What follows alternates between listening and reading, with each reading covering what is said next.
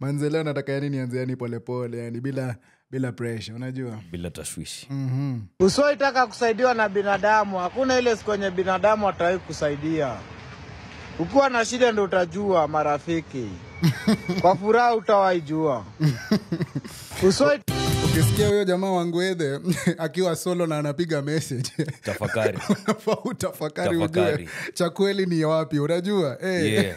But sorry, but nah, do you think? I know, but I'm sorry. No, I thought you were like tulikuwa tumeanza kuanza but ni sawa. Unaweza drop ngoma and then tuingie juu ni kupod. Yeah.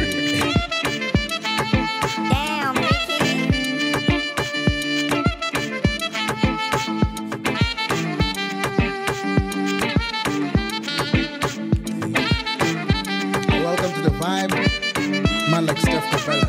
Ini ya miondoko, ini ya kuzitoka, inajaza uongo, na vile nimeokoka, saa zingine na chizi, saa zingine si mimi ni chizi tu, nakanyaga mafuta, thao mbili ya mkubwa, form nayo ni ya luta, na sioni zikishuka, saa zingine na chizi, saa zingine si mimi ni chizi tu.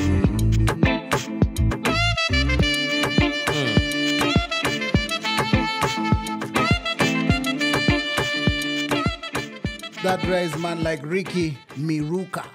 Inaitwa featuring Steph Capella, inaitwa Cheesy. Na umesikia unaweza kuwa umeokoka lakini saa zingine vitu zinago left right. Una cheesy kidogo. You'll always have me with a saxophone. Anywhere there's a saxophone you have me. That's a cheat code. That's a hack. Alafu ongeze miondoko. Ini ya miondoko, ini ya kuzitoka, inajaza uongo, na vile nimeokoka, saa zingine na chizi, saa zingine si mimi ni chizi tu, nakanyaga mafuta, thao mbili ya mkubwa, Ushajua? form nayo ni ya luta, Akache. na sioni zikishuka, Haziwai shuki. saa zingine na chizi. Hakuna stage. Zishike mpaka usikie ile. Unasikia cables zinaanza kuraruka. Inile design unajitetea kwa show de unamwambia sijui ni nini liniingia ni shetani fulani tu. Sikutaka kwangu. Welcome back manze. This is The Chop Shop. Only a few will understand. Chopping bricks like a karate. What is this? No one knows what it means, but it's provocative. I know I'm about to kill it. I'm definitely in my zone. Music, culture, vibes. Let's chop it up, baby. Welcome back, manze. Na if it was up to us, manze, we would be receiving these vibes daily. Manze, it's the Chop Shop Pod, manze. My name is Neville. And Young. Welcome back to the big vibe, manze. Yeah, man. Any vibe valley nyingine tamu sana, manze. You know, we get to the thick of it, we get to the bottom of the valley, you know, we get the top of it, you know, vile inafaa in every kind of way. But, hey, manze, I'm loving the... Hii tukirecord leo, mi wacha niseme tu ukweli. My contribution to society Right. is... Mimi sitawahi kusalimia ukiwa juu ya ndudhi. You know the way someone can be on a ndudhi? Like Andy tuseme mimi niko kwenye moti ama wewe uko kwenye moti alafu mimi niko kwenye ndudhi. I will never be that guy to be like Andy Ukiwa kwa moti. Nikiwa kwa moti. You won't be the guy. I won't be the guy to call out to you because hata mimi nikiwa juu ya ndudhi, I never want anybody to recognize me. Why not? I don't know why, it's just a thing. What are you trying to say about Ndudhi gang? Ndudhi gang wako sawa, but let me just say my contribution to society when you're on top of the Ndudhi sitawahi kuaibisha hivyo. That is not a kuita majina contribution. zako. Ni contribution kubwa. Jusi aibu? Ni aibu bro. Ni aibu? Ukiwa juu ya Ndudhi alafu msichana kuhala, ni aibu? Alafu sana kuita full government names. Arnold. Sini salamu. Hapana, hakuna cha salamu. Sio ni noma. Hapo kuna noma mingi. Kwanza celeb kama wewe. What do you mean celeb bro? Na mimi cheki, mimi msinatumia Ndudhi and this is something I've experienced or encountered a couple of times. Wasa kupiga ma shout out. Eh, Mamix. Oh, and we want a mix. ama kwenye podcast ama you know radio nini Guys, nikiwa mimi tafadhali jifanye hata unitambue alafu nitumie DM. nilikucheki kwenye ndugu leo man. Kupiga but nilikumbuka ulisema. Usikwe hivyo man, usikwe hivyo man. Contribution nyingine nitoe pia. Sitawahi piga dump. Like ile kitu ya ile amwezi. ati this is my October dump. Mbona? It's my November dump. Mbona? Kuna vitu zingine niliachia wase wengine. You know, they make fun of guys who do that. ama ile add your sticker ama add to yours, you know. Wanachekanga na leo pia nimecheki ingine. Kuna dem alikuwa anasema I was digging him and his photos on IG until I realized some gym guy until I realized he has to pose for those photos. And that's where I lost interest. And bro, the ladies went in. They were loving Let's have the conversation. So, ni vitu gani pale kwenye mtandao, IG, TikTok, nini, unakuanga umesema, this is a line I'm not crossing. Bro, wacha niseme, kitambo, mimi si msepia wa kizungu mingi, but kitambo, o sahi, wasa zengine pia grammatical sense wa ina make sense. Like kama tuseme unapiga caption, na kuna venye kile una try kucommunicate I work. Kwa sababu mwalimu wako wa kizungu. Ule mkoloni alikutesa kweli. Ilikuja na meli for real. You know? It's usually such a thing, unajua. Because online manze inakuwaga such a good facade. Unajua unaweza ingia ChatGPT, you know. Like as a guy, if your girl ever asks you, hey, tell me 10 reasons why you love me, bro. ChatGPT, quick thing. Damn, now that's a red flag. Both are red flags. Shodi asking that question is flagrant, and you're going to ChatGPT for that, bro. That's not even a conversation, bro. It's man. matching that's the straight energy. up. I get it, yeah. Toxic for toxic, red you know. for red. Red for red. We can go red for red. Toxic for toxic. That's normal. But yeah. So caption ikikupatia kidogo kwenye kidogo it makes sense. Kidogo kienyeji. Unajua? No, you're lying to the people, bro, because I know you. Yeah. You're cryptic. That's the problem. That's the problem. Neville will pick up something from some random lyrics from a song from a known guy that you may not know. You know, like sikujua nani yako na ngoma, and it won't even hit you until it's too late, you know. Like maybe by the time you realize, maybe usikie never meiongelelea, like ama usikie ina basa, like where have I seen this, where have I heard this. Ukumbuke caption ya The Boy moving like Drake, you know. Like what are you trying to say in the caption? What are you saying? Yeah, you know? But manzo moving like Drake now, it's not sounding like a vibe. Because now you hate The Boy? Not hate The Boy, but it's just looking a bit too not nice. What do you mean it's not nice? You're rude. No, to be honest, it's like Kendrick really tainted the man. Yes, but so what? Yeah, it's like no, you don't respect the bro. You can't take back everything that you said about Drake before. Us. Never that. It's just like you can't take it back. Yeah, it's like right now, if you're gonna use like it's a verb. If you're gonna describe something, it shouldn't be like The Boy. You know, like it should be like movie like Kendrick. You know, what are you talking about? Moving like Lamar. You know. Oh, you've jumped ship that quick, bro. Moving like Lamar. You're the boogeyman, baz. What's what tambui nini? You don't up the score, But imenikumbusha juzi. Excuse me. Online nimeamka nimecheki Kendrick Lamar ameshinda BET Awards. Oh yeah, he's bugged like 15, 20, 30, 50. Yeah, sawa, kudos. But me, that wasn't the main thing. Sijui kama unakumbuka kitambo, mimi nikiwa youth man, younger me, nilikuwa manze na look forward to watching the BET. Nicheki ma performances, nicheki watu wangu wanadu nini. Also, kulikuwa na many other highlights kwa hiyo show. Unajua, especially host ni nani, appearances, blah, blah, blah. Nilikuwa na buy DVD. Mkazo ulisikiza ma DVD, ulikuwa unaambia msee wako wa DVD anakubania BET 2014, whatever. Unajua 2016 nini, days like na Lil Wayne walikuwa naua, you know. But that feeling to me iliisha kitambo. Like now I'm good with just waking up and being like, oh, this is who it is, you know. And it doesn't excite me no more like that. At what point do you feel like that shift happened? If you can it has to be out. It has to be when you get to, it's like umefanya nikumbuke kitu nyingine nilikuwa na touch on is where like we have to accept right now like good music especially that international. We've been asking ourselves, mbona US hawajatupea that summer song for a long time.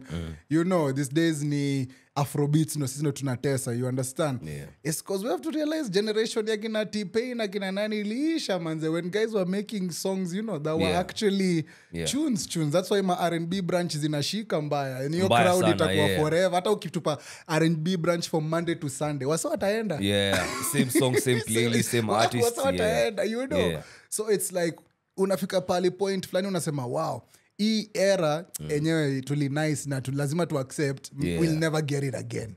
Yeah, and I think it's only right because that has to happen for the next one to come in, for the next one to step in. Some room has to be created, you know. So it's a matter of, in a couple of years, if we look back at this time, at this era, ni mangoma gani zitakuwa zina stand out. Vile wanga tunabonga, when we were in campus, surprisingly, when you go to the club, this is back 2014s, 2015s, a bigger part of the playlist would have been that new urban hip-hop R&B vibe. Yeah. Kina Chris Brown, kina Kid Ink, kina Paranoid, kina Ty Dolla, you know. Yeah. Hey, there was that era, you know, Mustard. kina Loyal, Hey. Mustard, you get me.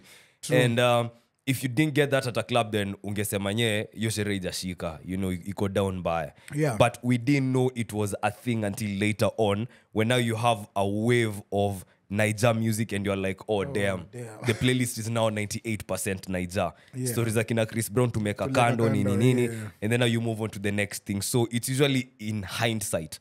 So it's gonna be interesting. A couple of years down the line, we're gonna look back. Already, Gengeto niko bona fide. Already. Hiyo hakuna venye inaweza songa. Even I love it when I see TikTok videos za unajua za ngoma za kitambo zikishika mbaya sana. So man. That greatness will always be there and will always live. And I love For the sure. fact that we experienced that era manze. And unajua we are still on it because nimepata hiyo that ka ex tweet ilikuwa inasema. Right. So someone had tweeted out that, man, we grew up on great music.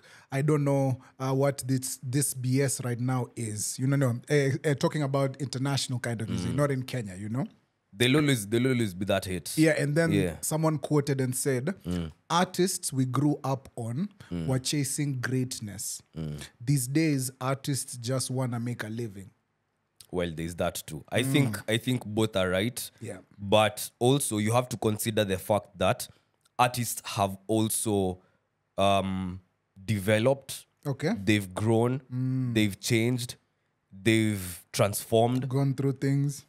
The same way, unaona, it's like everyone moved from, we have a big chunk of people who are listening to this to kila artist, ama kila mse anasikiza a particular artist. And you'll find that most of these guys are becoming kind of niche, but your niche is so, and it's so massive. The guys in your niche are a lot for you to go like, okay, ni wase kidogo, nobody knows this guy. Nah. Like Giveon right now, you know. Not so many people listen to Giveon, but the people who listen to Giveon listen to Giveon, right? So it's the same thing, manze.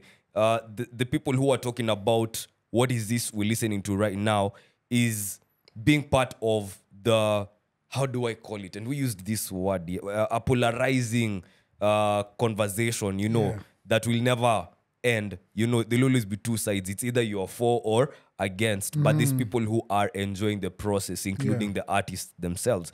So, mineza sema, it's not that we have crappy music right now, and it's not that, as much as our artists right now are looking for guap, they just wanna a roof over their heads. It's not just that, but even in between, hapo katikati, hapo mahali, you're gonna get good music, you're gonna get great music, you're gonna find amazing music, because those guys who still are chasing their calling or are answering truthfully to their calling, they're there, man. They're doing the thing. So you don't focus on the ones who you feel like they're not giving you quality. You focus on the ones who are giving you quality.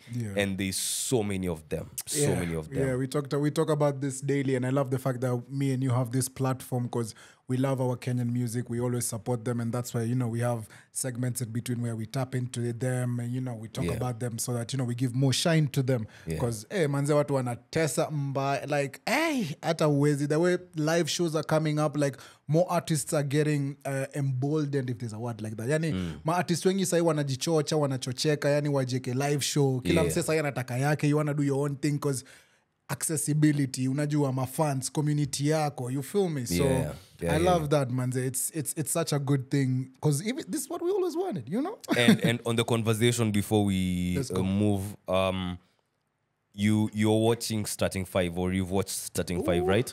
Oh, don't get me started. Kuna conversation nimesikia kwa culture, especially on Joe Biden's pod, that there seems to be a scheme to take down the guy at the helm, so that we can put in another guy that we want now. Because maybe that guy has been there for a minute, or for whatever reason. Like now it's time for, it's like changing the guard, right? Design inaonekana, the whole industry is ganging up against one person. And you can kind of tell, oh shit, it's a stick up, manze. You know, everybody wants to take this guy down. Even the people who've benefited from working together with him or influence, right? So back to Starting Five. I'm watching an episode where, by the way, you should check it out. It's a docu-series on Netflix about the lives of a couple of NBA players. And what do you mean? A couple of NBA players, the GOAT there, right there. What you mean? Okay, if Steph was there, I know you'd be hyping it even more. Nah, I mean, I was like, hey, na wametunyima Steph, wanapanga nini season 2? Season 2 itakuwa lit. Man. Episode 1 to episode 10. Man, You get me? Alafu iko hii ndio ile season yenye tuna win championship. So when this is coming out maybe next year, or whatever season is coming out next year, oh brother, it's gonna be lit. Yeah, I'm sure LeBron, now the season 2 definitely is not gonna have LeBron, but it's gonna have Steph. Yeah, better, manze, better. I'm looking forward to seeing the interesting character. Like, okay, before I get to the music part, now that we're here, I was hating on it, as I mentioned earlier on, during last season when we were watching the season end, when, you know, timeouts, we also adverts and promos and all that. So they showed us the trailer for Starting Five. And as I mentioned on the podcast, I was like, this looks like another thing I don't need. But the best thing about it was seeing the human side of these superstar players, you know, and you get to see the human nature. They're also human beings and all that. It's one of the best things you're ever gonna see. So that appeal to me really worked wonders and magic. And I was like, and I was unnecessarily hating this for, you know, no reason. For no reason, so I have to give it, you know, mad props. So there's an episode where, I don't know, I think when LeBron was talking about the play-in tournament, right? The one we won. The one you won, the very first one that will go down in history, Lakers. you know. Yes, Lakers, for the record, 2023, 2024. Golden Purple. Yeah. The fact that the editors decided that they were going to cue in Not Like Us by Kendrick, and then cut, the song is still playing, Jimmy Butler's scenes come in, blah, blah, blah, blah, blah. And there's already been a conversation online about how LeBron, who seemed to be cool with Drake, going to a Kendrick concert is like, yo. And then this is after the whole beef has happened. And it was like pick a side type shit, you know. And that seemed to look like Bron has picked a side. And I'm not saying this is why, but Drake ended up unfollowing him amongst a bunch of other people. So you're like, damn, enyo ukikuwa Drake, utafeel aje when someone is celebrating to a song that really puts you down. And me and you are kind of, you know? Yeah, it's true. Like, so I was like, maybe the industry really is taking this guy down. No. And you know, playing, you know what, playing Not Like Us, when LeBron is talking about winning something, says to me beyond what I see, because LeBron is considered the king, he's considered the GOAT. So it's sending subliminal messages across, like, oh shit, oh, it's time. It's time. Yeah, I know. I just feel as if some relationships go sour sometimes. So that's how I feel, because Drake did bring out LeBron and Bronny Jr. at one of his shows when he was doing the concerts tour. and stuff. Yeah. So for me, it's like we were cool and then we weren't cool. That's how I just feel about the situation where it's like, even when I was watching Starting Five, something I also noticed is Bron was being asked before a game, "Nini uendelea?" Akasema, of course I listen to music. Yeah. And then he mentioned the artist he listens to. Yeah. And then they just cut it to 2 because we all know the king listens to the boy. We know But that. they just cut it to, I don't know which artist but he didn't mention, he mentioned like 2 artists and then he kept it pushing, but I was sure Aka Drake was gonna slip in there somewhere, but I'm sure they wouldn't have put it in that series, Oh, yeah, but for since sure. the relationship now is kind of sour-ish, it's like it's like, nah, we ain't rocking like that no more. So it's like, keep it over there. But you see Steph is with the boy? What do you mean Steph is with the boy? Like Aisha Curry is still, hanging out with like Drake's people and stuff. So I feel as if Steph is still stepping it up. Steph knows the right things to do. He knows the right decisions to make. Also, Steph doesn't have the pressure that LeBron carries. I have to give Bron grace and respect for being that guy in the game. And I remember whose dad, I think Jason Tatum's dad, when he was talking about how not everybody gets to be scrutinized the way some people do, but that scrutiny is a blessing. It's a gift. It's a gift and a curse. That's what you asked for, because not Playing everybody at the highest level. Exactly. Not everybody is facing that kind of, scrutiny from media, players, naysayers and all that. There's some guys who just enjoy being in the league, wamevid, some harsh comments hapa na pale. But then there's some people, like, there's no winning for them. Yeah, it's true because I think I understand it more because when we were tukiwa watoi tukicheza sports and stuff, I was privileged enough to be in like swimming teams and stuff and represent the country and stuff. Right. And when you're in those moments, it's all about train, win. Yeah. Nobody's caring about your mental health. That is doing what. But now there's many things at play. Yeah. Kama siko poa nyumbani, kuna venye ina affect vile na perform nikiingia kwenye uwanja. True. Yeah. And stuff like that. And I know when you're in this space of media and all this, you're told to be professional. You shouldn't let whatever is happening in the back door affect you. But we've seen it time and time again. It's not something that you can easily cover up. Yeah. In the moment especially. Yeah. It'll just, manifest its way in many ways.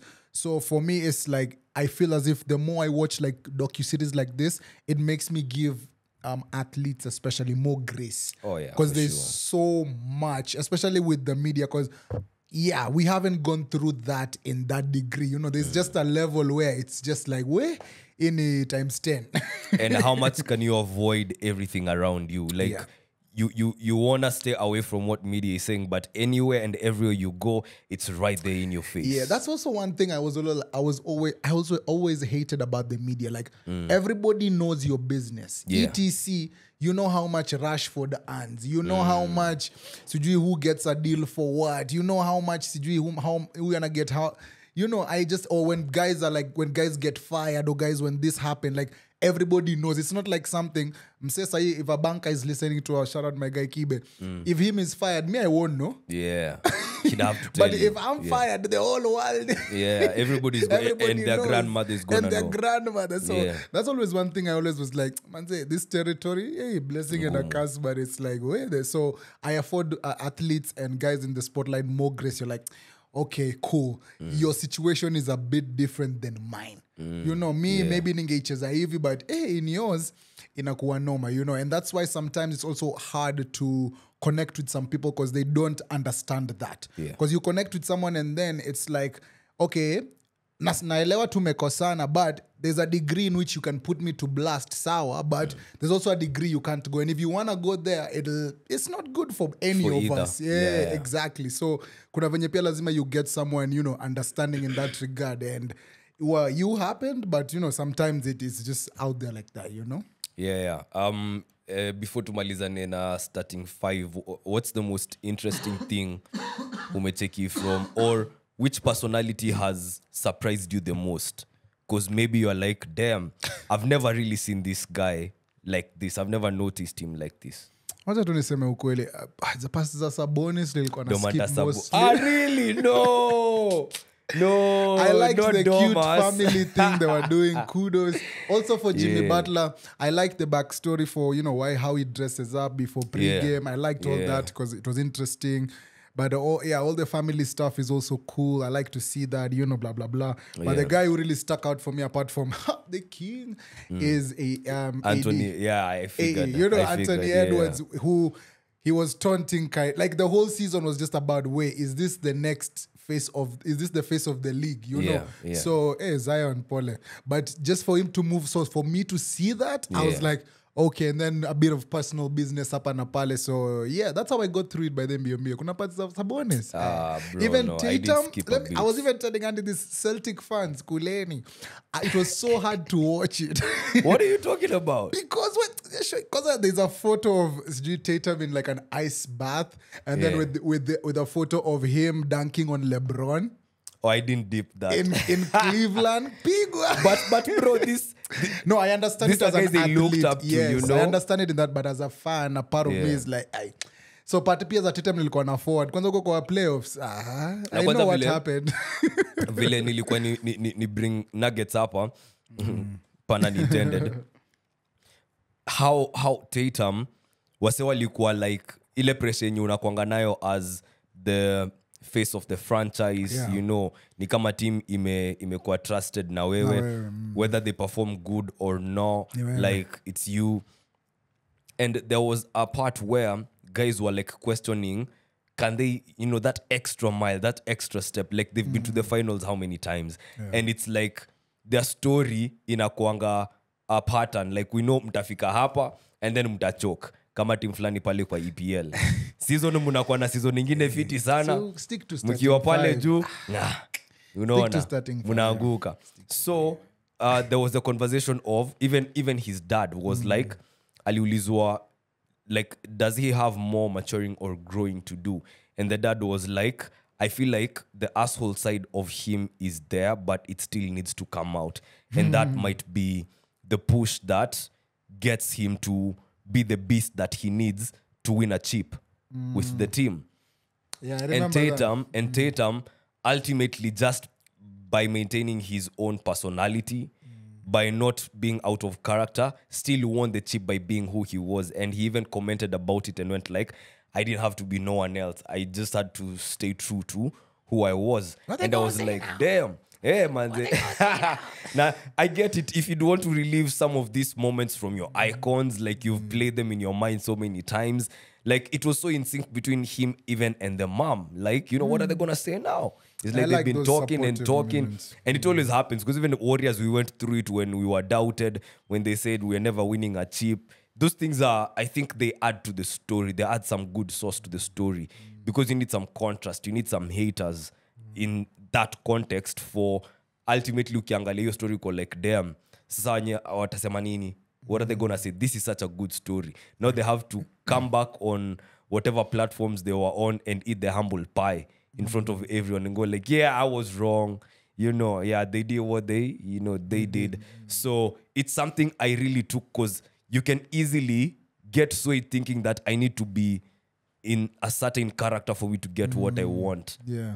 And then now you realize that, damn, I should just have been myself. Ikitu hata ningekuwa nishakafunga kitamu. Kweli, and I feel as if also that, and that also, hiyo nugget lili copying kitambo sana, especially as you were coming up in radio. Yeah.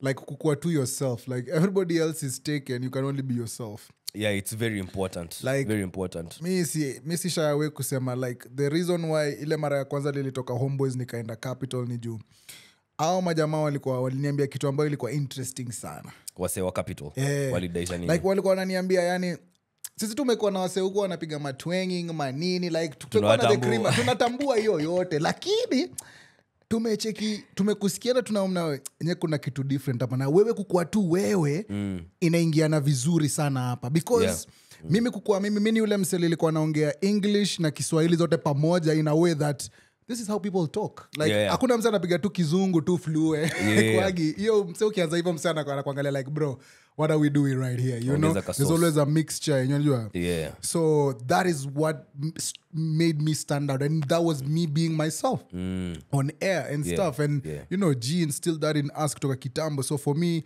it's always been by the way afadhali tu ucheze tu kiwewe kwa sababu usipocheza kiwewe inakuwa noma ukianza tu kucopy style ya mse mwingine inakuwa wa yeah and as you said everybody else is taken so you just have to be yourself like nakumbuka tukiwa rookies on radio when we sat in for Ray's show for the first time the mid-morning jam session and the day before we sat in when she was leaving the office she asked us handing over the keys yeah what do you guys have planned and then I don't think we really answered she was like Nev you're very good on the mic and you're a dope DJ. You guys just do how you do your show. Don't try to do this show like me. And I promise you, me in my mind, I was like, do you know how Ray does her show, bro? Ridiculous. Crazy. So I'm thinking, damn, how am I going to do that and still maintain the same? Exactly. So when she told us that, I was like, you know what? She's right. We can just go there, do our thing,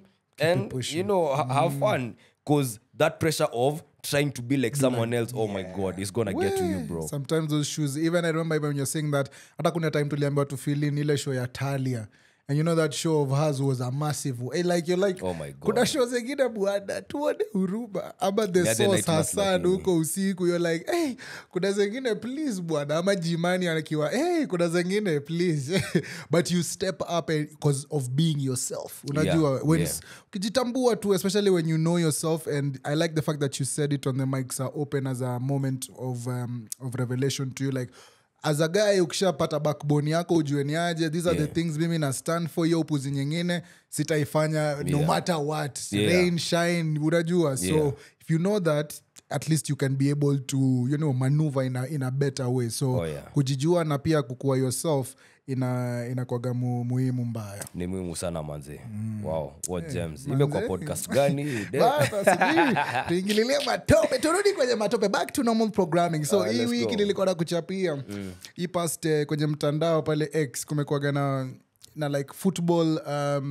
banter yeah like football analogy Twitter where someone would ask you to explain something like someone would ask you explain your relationship in football terms football terms and then you'll give them an analogy of blah blah blah blah blah so kuna venye kwa TL ilikuwa imeenda sana so nataka tu kusoma some of the best ambayo liliona so unajua of course before anything lazima uambiwe instructions na keys si ndio so football analogy Twitter this is what some of the terms so I'll give you the football term and then what it means in like relationship ama in social terms India so you know in football we say someone got a knock Sindio so football anojali walisema kupata knock ni kupata cramps so alafu nasikia mse ako na UCL unajua like UEFA Champions League hiyo ni mse ako na watoto so ukisikia yule dem ako na UCL namaanisha ako na amepata watoto ama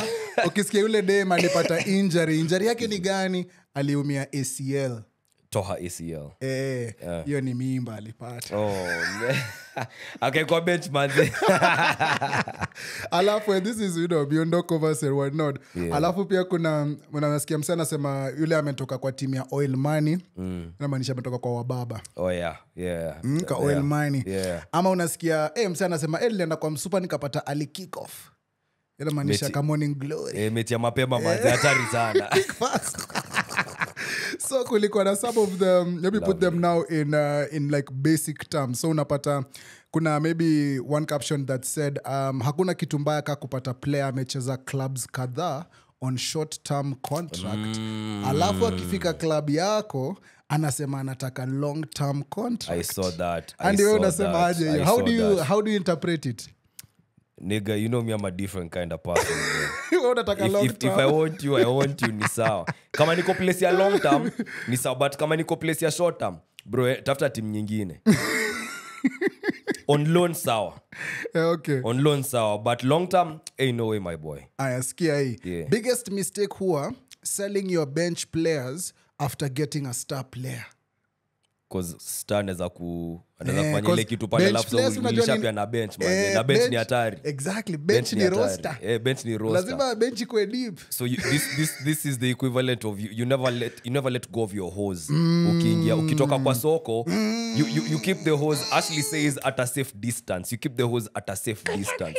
You know. Na nilisikia Ashley dropped some game on DST. Yeah. You know how they keep a safe distance between them and the rotation is they create a good friendship, a stable friendship. Ile design ya nikipotea kidogo nikiingia kwenye mitini iko saa juu asiati kuna expectations hapa but kuna vile kuna ka foundation so by then niko kwa hizo mingi sana natambua naweza rudi pale kwenye bench ni cheki nitoe gani hapa naka hii situation inataka nani ingia hapa ndani ndio play so yeah I'm with it I love it. Let's go. Let me give you like 3 more. Inasema nyingine uzuri ya academy players is that they don't demand high wages. They can even play for free unlike those who have played in the Champions League. Oh my god. Jusa ukiingia mechi na msema amecheza Champions League unaambia nini man? Inakuwa no. Alafu tuseme aliwin UCL. Asante inakuwa ngori zaidi tena. Kuna ile inasema club managers mnaweza kubali resigning a young prime oh my god. Okay, let me compose myself. Club managers mnaweza kubali kuresign a prime Verratti back to your squad for a short term fix. Yani maybe kitu ilitoroka kitu but prime. Hey.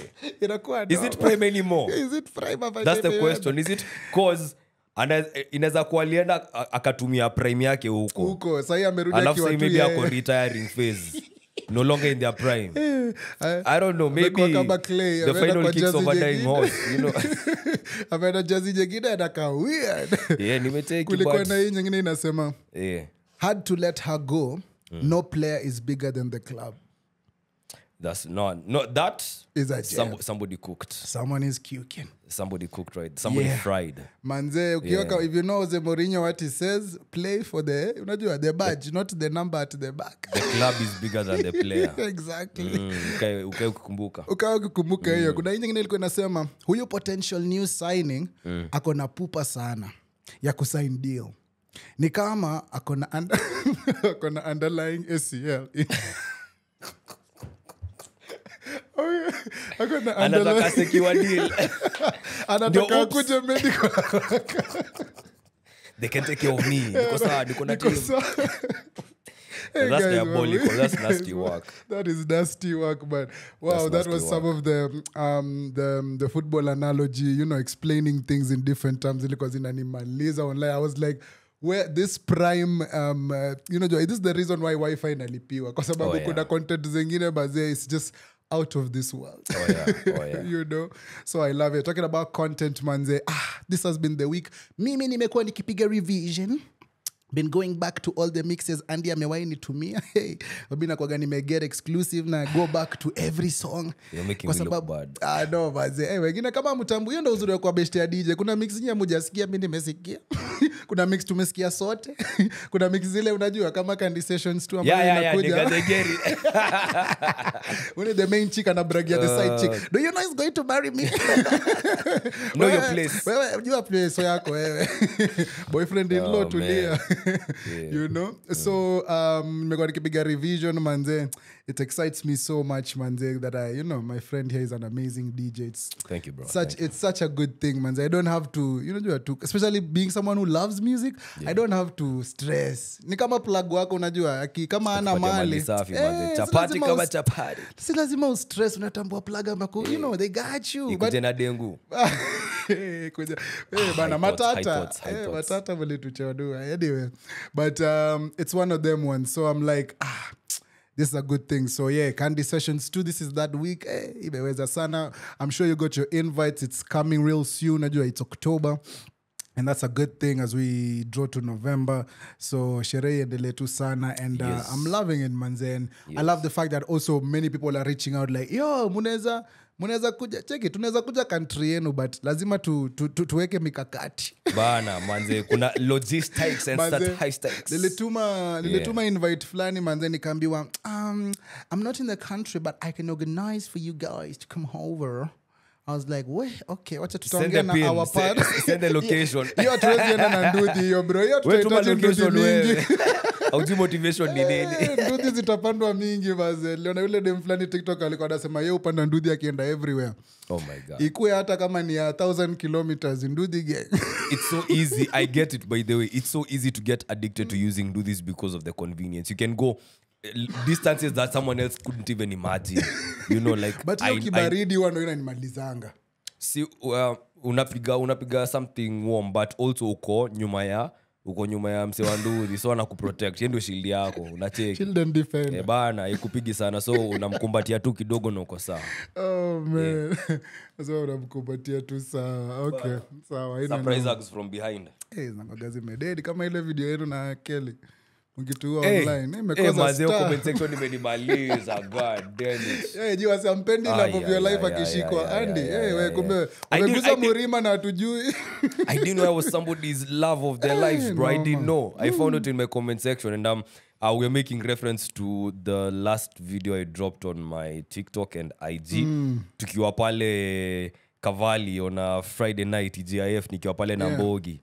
Nimeangusha TGIF ya Glorilla and just Kelly just lost it, manze, you know. Bro, manze, you always keep on surprising us, manze. Like, I love it. I think it's like, you guys know, we know your source, but sometimes you just, pause. You slap it on our faces like, God damn, no man. pause.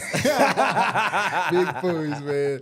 But, talking about no pause, bro. Yeah. There's something I love is going over to Shore's house and experiencing their bed.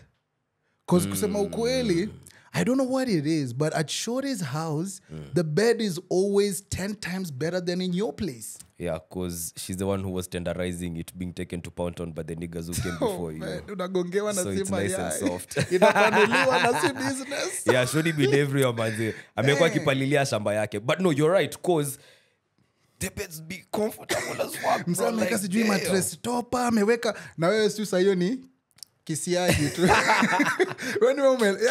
To be honest, as a guy, let me tell you, you will have a 65-inch TV, the best sound. You have your PA, you'll have every electronic on board, on lock, focused, your composure, but bed. Itakuwa imeweza, but the mattress and the ninyo is just like na miuko lazima ni make sure niko sawa cause pia hiyo ni entertainment, manze. So unasema important sana. Hakuna msipomea yenda kusurprise bed yake ni better than ama wewe yako inakuwa tu better than everyone. No, yangu pia iko sawa. Si ati one is better than the other, but kuna a different level of comfortability when you're in Shodi's bed. Unaona, her pillows be soft, the duvets be, I think it's just the feminine energy around them that makes us go like, oh my God, I just want to stay here, pass me them boxes, Mshuka kitu hapo kabaika nipige nilale hapo. Kabaika te. Sindiria. Pale pige dera tu one time. Hey man, it'd be funny. You know what? I always think of moments like that where ni sawa nitapiga dera, but I'm always also thinking of moments where things don't go right. Imagine the man them steps up when I'm in my dera. I'll act gay. Hata nikuondoka nilikuwa naondoka. Should I call you Mr. Obi? Oh man, that would you would make it out of that, because recently I was having a chat with we sitaki kumention nini yake Shamu expose man nani but tutabip ni mse wako pia kuna day alipatikana roho sekta mbaya. What happened mazee anadaisha mazee aliniambia kwa yeye but boy wake alipatwa kwa like kwa sasa zingine baba analipia Shore nyumba. Right. Si ndio, alafu Shore amekwambia come through. Yeah. Alafu mbaba maybe amesema nataka ku come through. Yeah. Alafu ame come through for real kama amelewa, si ndio? Yeah. So ime happen hivyo. So hiyo heka ya wewe fungua. Dema akasema hapana, sifungui. Unajua boy alidu nini? Ilibidi aite watu wake wa gym huko mtaani. Damn, just utafanya wakuja nini? wampige rescue na hivyo ndo huyo boy alimake it very peacefully out of the house. Inakuanga bro, wanga very bad. Sasa imagine umevaa dera na boy wajibu amefika. Alafu adaisha kuconfirm manze. No man, no. Hata afadhali munipige basi. No man. So zingine It's a risk. Yeah, we can talk about it. As a guy it's a risk. More so even as a side nigga. You know, anytime as a side nigga ukipiga mechi away, show these digs, and we've talked about it even on the podcast. Yeah, need to be... Wepiga tu kijua there's that risk. Never amepiga story ya boy fulani, alitiwa the same situation. Boys alikuja akapata, uko ndani, baki hapo. Kwanza fungeni hapo, akaita boys kutoka down floor hadi 6th floor. Ground floor ati down floor. Ground floor. Hadi 6th floor manze. So, you never really know. It's a risk that as a guy, I think even generally, because you never really know also. And you know, like in America, guys get killed because guys are carrying guns. So in Kenya, the situation is different, you know. So, sina noma-ish, but hey, sasa ingine lazima ujichunge. And as a guy, your dick will take you places that you might get killed. Kina Joe keep talking about it on their podcast. And what they talk about mostly is, I mean, you're probably gonna fuck somebody's shoddy, but your situational awareness should tell you that nigga, he don't give a fuck, bro. That nigga is gonna put you down. He's gonna kill you. So you're like, is it gonna be worth it? Is it worth it? Bro, I don't think so, bro. What are the confess? I don't think so, yeah. So huyo boy wako ambao tulishinio. So remember kuna dem fulani nilikwambia we know in common. Yeah. So but anyway, it'll sound bad though. But huyo msupa, so unajua some communities hawapendi kukuona na wasupa wao. Yeah. So I don't know if that sounds bad. If it does, no. It's a thing. It's been a thing. It's been a thing. Yeah. So imagine nikiwa uni, so unakumbuka huyu dem tunajua na huyu boy wako. But so huyo sistaki aliniala akaniambia hebu kama mtaani. So as a guy, nakumbuka vizuri nikiwa hostel camp nilipiga calculation nikasema najua naenda territory mbaya. Yeah. Kinaweza umana huko. Hapa najua kana umana. Yeah. But it's so worth it. That was all my thing, imagine. Ulionja ukasema yenyewe hata mkipiga after this minute kwa sawa. Zile view zile vitu unatumiwa you're just like lazima wachanie. Na nilienda bro. And guess what? It was worth it. It was worth it, but ulipigwa guess what? Lakini. Sikupigwa. But brothers walifika. And then ilibidi nipige masimu niokolewe. Uliokolewa aje? Walikutoa aje huko?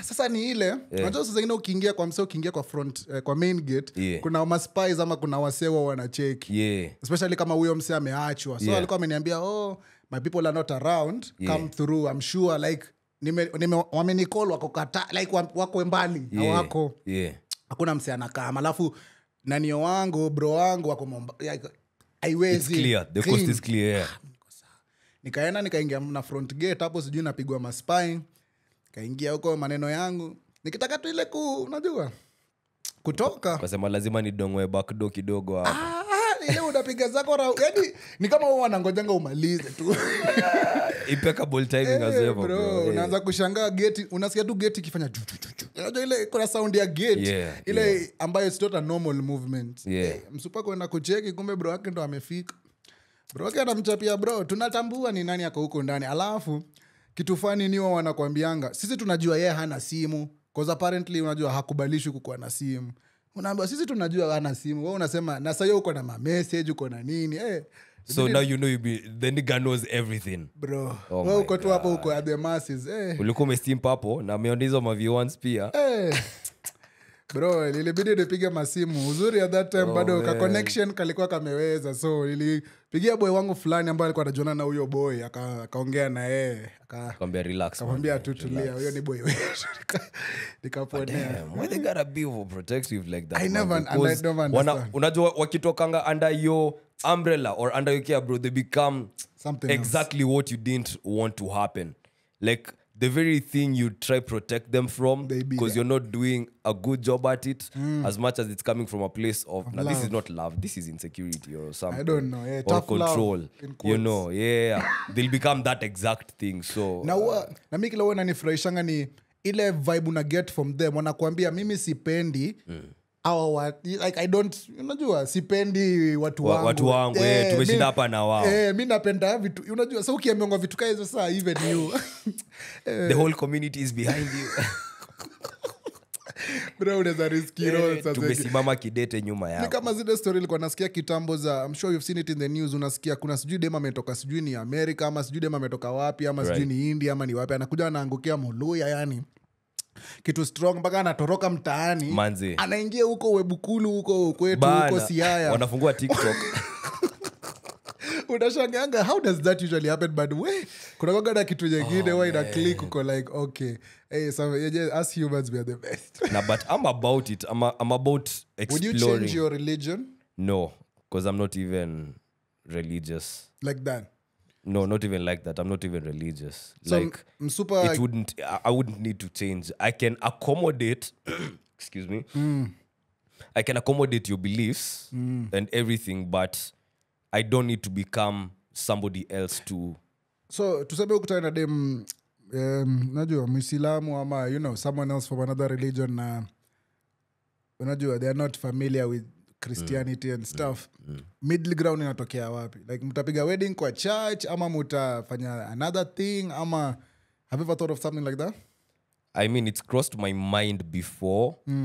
And honestly, I don't know. But I know I wouldn't convert or do something that I wouldn't want to do.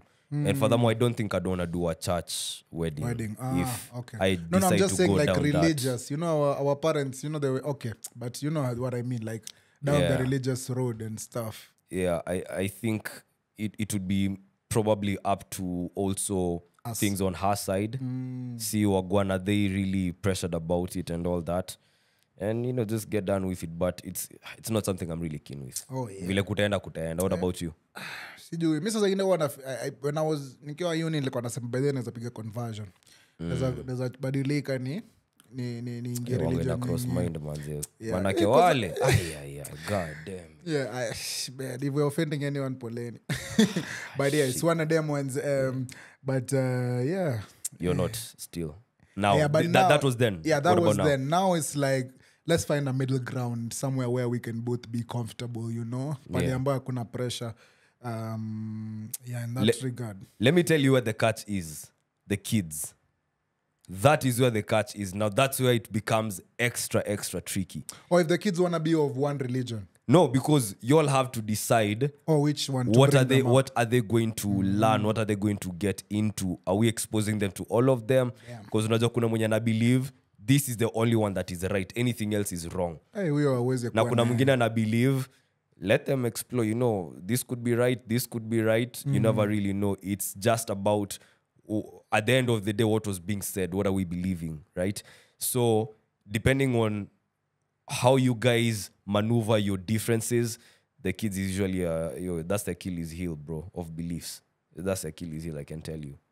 Inakuanga ngumu because by the time decide alafu mwanene watu wanga sensitive sana, and then these are the formative stages. What are they gonna believe, and given as far as millennials are concerned, achana na majenzis kwenda mbele. Us guys grew up in religious homes, our parents basing their whole belief system on religion and nothing else. So most of us have had to unlearn a lot of that and get more into there's the spirituality side of it that was probably meant to be the focus, but now we focused on other things. But I mean, we got here eventually, yeah. But ikifika mali ya watoto inakuanga ngumu sana. Yeah, I could see the complication then. Yeah. I see that. In some regard, Acha nikeka pambio. Tunapigia mtu leo by the way. Are we calling anyone today? Nilikuwa nadai kupigia mse but sijui kama ako karibu na simu. Hebu piga. Hello. Hello? Hello, ni aje Big Baba? Fiti. Manze, Neville hapa manze. Uko poa lakini bro? Niko fiti. I hope sija kupigia hata bad time. Zizi. Oh, manze niko hapa na Andy uko live na wa podcast inaitwa The Chop Shop. Manze tumekupigia tukuambie Big Baba yenyewe unatesa mbaya. Bazenga dadi. Inakuaje jo. Manze unatesa mbaya. Last week tulikuwa tunaongea na Mandy tunamuuliza ni energy drink gani mnapiga ambayo daily manze doba mpya kila daily, wiki bana atupumziki manze. Atupumziki. Energy drink inaitwa Mboka isimame. But bro, lewacha tukwambie tu tena manze tuna appreciate all your contributions to the culture manze, umeweza mbaya sana doba, tunainaisi vizuri sana manze, like tunapenda even the way una step it up, unacheki hadi umeingia dance floor kidogo manze, mambo ni deadly pale, so evolution yako inanibamba mbaya sana kuliko ya unajua watu walikuwa nadhani wewe ni mse hardcore nini, usabaki kwa na ukipiga dance moves inanibamba mbaya sana, so we appreciate you so much, so receive your flowers my bro. Nashukuru sana manze. Na nimeona doba mpya inaingia na Otile, hebu nichapie. Ndio inafaa kuwa Otile Brown Grida kesho manze nikubaya. Nikubaya. Hiyo link up ilikujaje? Have you always wanted to work with Otile ama ni ile vibes tu? Yeah, definitely. Otile unajua he's a proper like a lister. Na napenda kazi yake sana, nimekuwa nikifuatilia kazi yake for a minute sahi. So vile alikuwa reach out some time back, but nothing came of that conversation till sasa sahi come through ikakuwa hivyo manze. I love it manze. And consistency yako pia ya kutupiga ma projects imekuwa tu pia top notch pale. Sijui unapangaje for 2025? Sijui unapangaje mwaka mpya? Mwaka mpya definitely kuna an album in the works. Nice.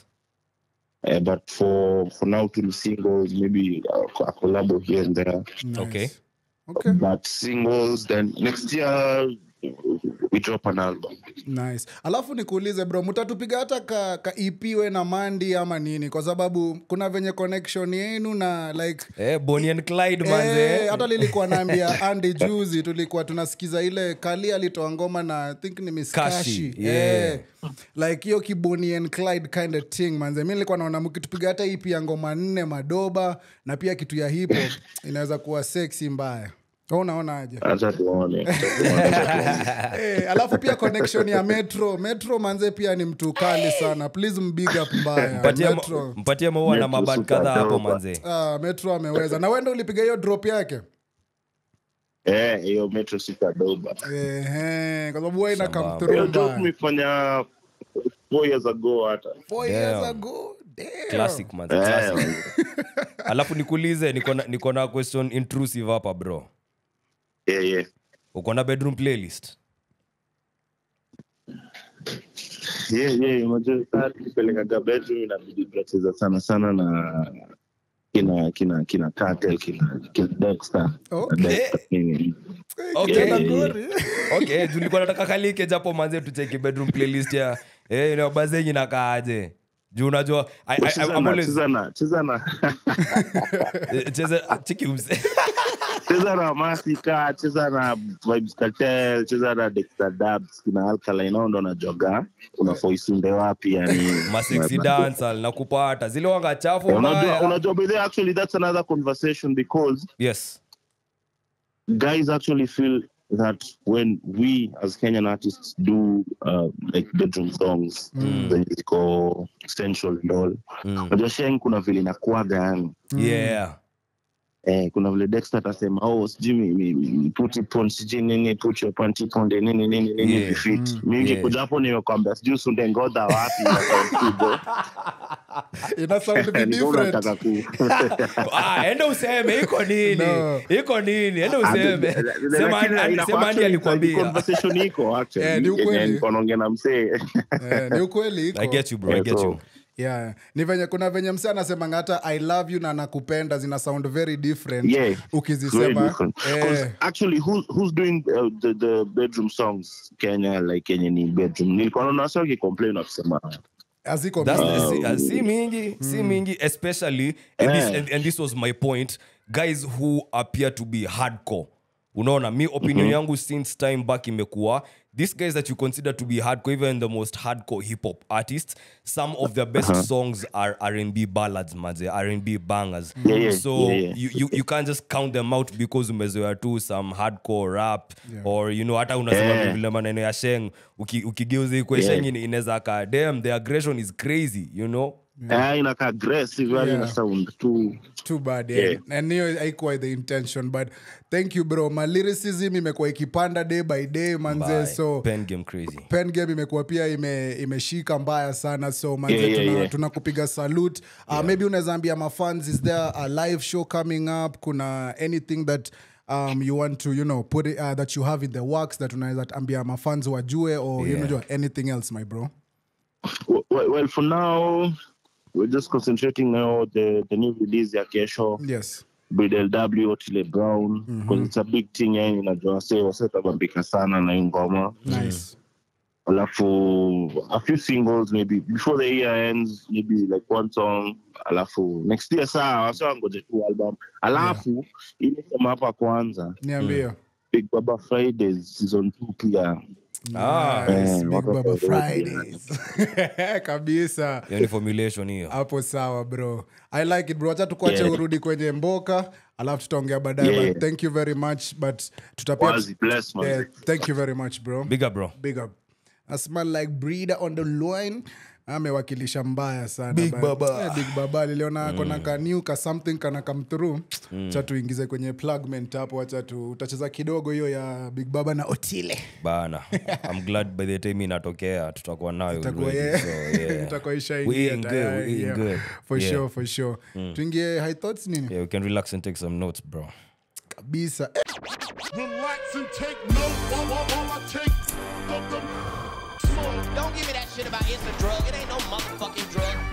It's just a plant. It just grows like that. And if you should happen to set it on fire, there are some effects. Hey, tukigia hapa kwenye high thoughts manze, niliona kijana wetu Andy Young kwenye hoop manze. Nyamu ki hoop mko tu sawa. Mko tu sawa. Oh yeah, this nigga came through on Sunday to watch me and the gang manze. Tukipiga ka hooping session hapa na pale. Sisi watu wa 2K manze, una realize it's not that simple. Kucheza kwa PS na on ground noma. That's why we have a different appreciation of the sport. Anyone who plays that sport when they are watching it, wanaangalia tofauti sana. You have mad respect, you know what it takes to be there, or you don't know what it takes. You can only go like, damn, I can see. Not me, but Is there someone screaming? some kids, Okay. So do you have any high thoughts? That was it. I just remembered that, you know, I was watching you hoop, nigga was hitting threes, and you're a shooter for real. Shoot, man. Shoot. So 30. You know what time it is. Na big up ya tuko na little shooter mwingine manzi anaitwa Sangali with a crazy left hook, bro. Yo, those are the people you lock them down, manzi. Nilikuwa na hii high thought. Nimeiteki on TikTok, was it, or Twitter today. How unaona in the miondoko verse, right? Plug wako wa chapo. Kila plug squeeze wameanza kuget creative na the packaging. Ama packaging. Wacheki sasa. So now someone in the States, I don't know what state this was, but they had packaged their broccoli in a boombox. Okay. And then now you have to open where you put in the cassette. You see the broccoli. And then now it drops a tune the same way ulikuwa unatumia Success Kadiko na tune. So it sings when you open it. So it has some gangster rap, you know. That's why I fucked your bitch, you know. Gay money. Oh, wow. That's intriguing. And I don't know if I saw it in the comments or it's something that crossed my mind, but maplogo machapo, my ideas ni mingi sana manzi. Cheki. Besides ile story ya matata kudaisha, plago chapo abebe pia chapati for real. Beba kamanchis. Mimi nasema hivi, right? Your packaging can come with a QR code to a dope playlist that I can listen to as I enjoy your broccoli, bro. Or a movie list. Or a movie list, that yes. I could enjoy while on this chapati. Yeah, you feel me? I feel you, bro. Too many ideas, Too man. many ideas, man. Yeah, so Hey. madila wa machapo manze, my chef. Man, make it make sense. Miondoko of us also. This isn't for real, Yeah, guys. So we're doing don't the come, thing. don't come for us. Yeah, that idea is iko swadakta kabisa. Imeweza mbaya sana. So much we can do. So much we can do. And talking about so much we can do, starting, I guess the next pod, right, we'll start taking voice notes from guys. I'm here for it. So I'm here for it. This is what we'll be doing. Because I'm trying. Well, get us a number. I remember I have a burner phone. Okay. I get us a number that guys can send voice note. But as of now, it will be on Instagram. Because Instagram does take voice notes, yeah? Yes. And then we'll connect it here and we'll play it for you guys. Yes. So from the next, from today henceforth, when you want to DM us, the messages thing is cool, but we want to get your voice on the pod. Oh yeah, for sure. Which will sound even better, you know? Yeah. So, na hii service ni bure sahi. Itakuwa a premium. Sahi ni bure. I love it. Nishasema. Uzuri huwa nawachapiaga mapema. Niliwachapia Candy Session. Vile Candy Session sasa pia ni bure. Nishawachapia. Hii pia ni bure sahi. So get your voice on the pod. All you need to do is send us a voice. Na usitume vitu za 20 years. Hapa tunachezaga kitu simple. 1 minute 30 imetosha. Anything they wanna send, ama you wanna tell them to send like something. banter and whatnot, like questions. Like I want to read a question like this. I would have loved to hear this guy's intonation, Na high thoughts voice. pia wanaweza tuma. Also high thoughts. Yeah. So we want to open that up. Kuandika message is cool. Mfanya for other podcasts, but when you come here, let's do the thing. Voice notes on our Instagram, and I'll keep on saying it. So this is coming from a guy called Mutisia. Iza nimekuenika, but yeah. He says, hi, Wagwan gang. Dope stuff you're putting out there. What do you do, Mutisia? Niko na swali to both of you guys. At my workplace, kuna dem flani neighbor ana own fast food. Most times, ananileteanga food. Not that I'm complaining, but hanilipishangi. Should I make a move ama juu vile kunaenda ni kama akona eyes for me? What do you think? Should the guy make a move or continue? No. If she got the fries for you, she got the eyes for you, my nigga. Okay. Put that shit on a t-shirt, man. Oh, yes. If she got the fries for you, she definitely got the eyes for you, man. Yeah. For Unamwambia nini lakini on the real? I don't know. That's a good one. This is That's a good one, man. It's very She's yummy. already feeding.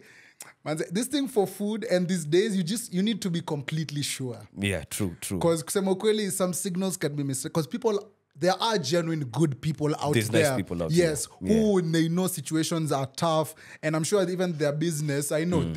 But if they're offered, yes, please. And make sure you go there from time to time. And mwambie, thanks, man. And spend your own money. But hey, you're free food here. But kama ni size yako. Ingekuwa wewe, how are you handling this situation? Let's go. I would have gone to their, ile banter. Especially if someone is being nice to me and feeding me, bro. I will want to pay for the food once or twice, especially if I have a large order. I'll introduce new people to her, and then once or twice, Paying with cash, yeah, cash at first, no and tips? then next time, I'll be blunt and be like, "Yo, you're feeding me. I could take care of you too. I could feed you too. I could feed you too. Yeah, we could be feeding each other. Feed off of you, feed on you, feed you, feeding each other." So yeah, I think as if I would give it a grace period-ish a bit. Yeah, true. To observe. Yeah, to observe a bit more before going in for the kill. Yeah. Yes, but you need to be also blunt and honest. Na isikwe ati ya drunken, ati umemwinvite ikwe tu on the rail like, yo, manze umekuwa ukinilisha, man, nikulisha hii kitu. Itakuwaje? Kuna mnyama hapa na kukula pia. So it should be like that, ama? First of all, it sounds like, wait, is this someone you're interested in? Ama unacheki? A boy ameingia box, bro. Amepewa food. No, that's the thing. Did you find her attractive before all this? Or cause it's a thing for you to find someone attractive and then now they're feeding you. You're like, ay, nini nendelea huku? But as Nev said, I'd also find out through the banter. Unaona, like, mimi ni msee comedy humor jokes hapa na pale, but there's some places where you can take some jokes to test the waters and see what gwan. If it becomes awkward, we kula tu fry zako. Nona.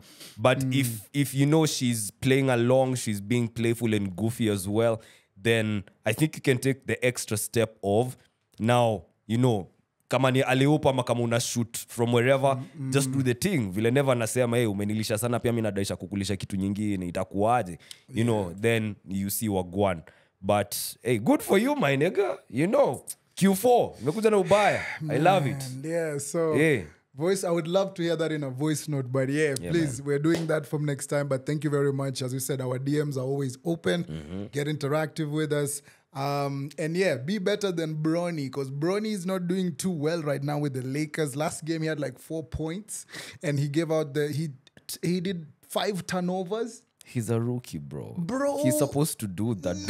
Do that right now. If your dad is LeBron, no. That's the pressure that he can't succumb to. Okay, yeah, no, that's good and all. And then you see LeBron tweet out, Ati, my son is trying to get a skin or something from Call of Duty. Okay, there's something in a game called a skin where, you know, you get like something to resemble someone. Like if you want a skin of LeBron, or if you want someone that looks like someone inside the game, you know, something like that.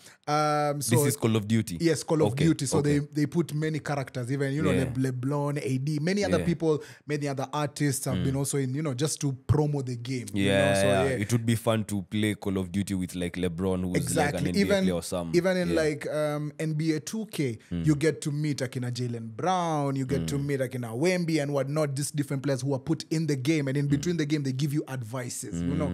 So it also boosts you like, hey, manze, nimetumiwa, or when you score like high points, unaona KD amekutumia like a video on your phone, and it's actually a video from KD. It's real KD, not an animation, you know? So you're getting a video on your phone of KD, you know, in the game. So you're like, oh, wow, this is dope, you know? Fire, So they've included many different things. So now Bronny is trying to get his own type of skin inside the game, Call of Duty. Yeah, Bronny himself. He wants to play him. Yes, he wants to play himself. So now he was like, yo, I'm trying to get this. And then LeBron is like, yo, you should know people to talk to. Yeah. So it's like, bro, why are you concentrating on video games when you're scoring 4 points? Because one doesn't have anything to do with the other. It does. You're putting concentration in the wrong things. You're trying to get a skin up the game. Yeah, no, nigga. Bro, the G League is coming. You'll be here laughing at me when Bronny will be taken to the G League. I'm the one who said that Bronny is going to be taken to the G League. You know, you're the one who, okay, maybe you're 50-50 on it because there's a business side to it, but I think generally he'd need to be somewhere to develop his skill. Bronny, but this is supposed to happen, bro. Focus. Bro, are you seeing the other... There's a kid, I've forgotten his name, on Lakers. He went undrafted. Nigga is doing better jobs. He shot 5 threes in a row. And it's okay. No, it's not. If undrafted, they're not LeBron's son, nigga. Bro, okay, so... And the undrafted niggas, you know what they're trying to do, nigga. They're trying to get drafted. But bro, if you've been drafted, at least show some initiative. He is by playing the game, bro. 4 points. Yeah, it happens. Bro, do you know? No. I'm giving him time, Basim. No. You say that. Do you know Klay Thompson's last game with the Golden State Warriors? He was 0. Scored 0 points. He's doing the same with the Dallas Mavs. Then why you not saying nothing about why I was getting to Klay. I was getting to Klay because Pierre Klay, he's got to stop. You have a purging list. Yes, he's got to stop saying, Ati, I've won 4 rings. You all need to chill. No. LeBron has won more rings and he's still putting in work. So it happens, sorry, guys. bro. Those are just a few people have been saying, I was sort of to enjoy, man. They need to put in, man. And I join pre-season and whatnot. Yeah. But we're getting to the thick of it, and some guys are showing their skill already. Like, unaangalia sometimes you're like, hey, kali kwa na gile game yetu, Lakers na nini. I'm like, God damn. You can already see some other teams wana form ile chem, wana bond. Nyinyi wengine bado muna figure out shit. But kina body healed manze vile. Yo, I love how guys on our team are playing, bro. You know, so you niggas in trouble. We are 5-0 in the preseason. 5-0. Yeah, nyinyi mko huko chini. I was like, damn, this is Lakers. Ujamani ndo wao kwa kwa docu series manze, the king, the goat. God damn. Inakuwa noma mnaibisha the king, but ni sawa. But give Bronny some grace. Give him some grace. I'll give him some time. Tampatia mpaka All-Star. Oh, me, I'm giving him a whole season. I don't expect him. Oh, I don't even expect anything from him this season. Honestly. Because you know how, bro, ametoka straight from wherever, ameingia too straight kwenye ligi, manze. And he's not even the 55th pick is doing better than he is doing. It tells a lot, but it happens, bro. You have to let it happen. Get done with it so that we don't have to come back here. So that ilete menye ita happen, you're just having a bad game. It's not something consistent. Because you have to give results in such a big franchise. Yeah. Okay, so let me give him till the end of the season, but he really needs to improve. He really needs to contribute more to the team. Let me just say that. I think the problem is he hasn't played at this level before with people who are levels higher than he is. He's getting his first experience right now, which is such a privilege, manze. It's such a privilege. So you can imagine playing with someone who can outsmart you to the power of 10 or 20. It's going to be tough, of course. Yeah, it's going to be crazy tough. It's going to play with your mental. You know you're a good player, but still, I respect him for the confidence that he's going into this with, honestly. Yeah, so good to have LeBron. Lights are bright. Yeah. It's all right, man. All right, man. Yeah, I'm nice unless you have anything else you want to add. No. Nothing else I want to add. Or subtract. Nah, we subtract nothing. Okay. We're keeping you pushing, but yeah, like, share, and subscribe. At the Chop Shop Pod KE. Tupate pale kwenye mitandao. Yes, sir. Also, yeah, make sure you tell somebody about us. You're our ambassadors, we usually say. And yeah, it's a good vibe, manze.